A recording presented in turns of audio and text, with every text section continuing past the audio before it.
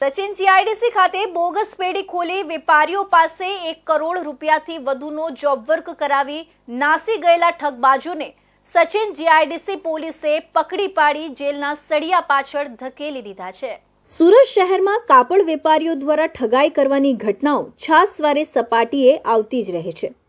આવી જ વધુ એક ઘટના પ્રકાશમાં આવી છે, જેમાં સચિન જીઆઈડીસી પોલીસની હદમાં સ્મિત રાજન રાંદેરિયા, મુકુંદ અરવિંદભાઈ પચ્ચીગર અને ધવલ ગોલવાલાએ એક સંપ થઈ ઠગાઈ કરવાના હેતુથી શિવકલા નામની પેઢી શરૂ કરી હતી।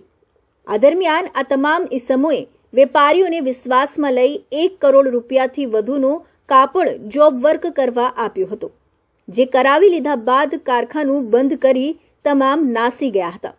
જે અંગેની ફરિયાદ સચિન જીઆઈડીસી પોલીસ મથકે નોંધવામાં આવી હતી। પોલીસે આ મામલે તપાસ હાથ ધરી હતી।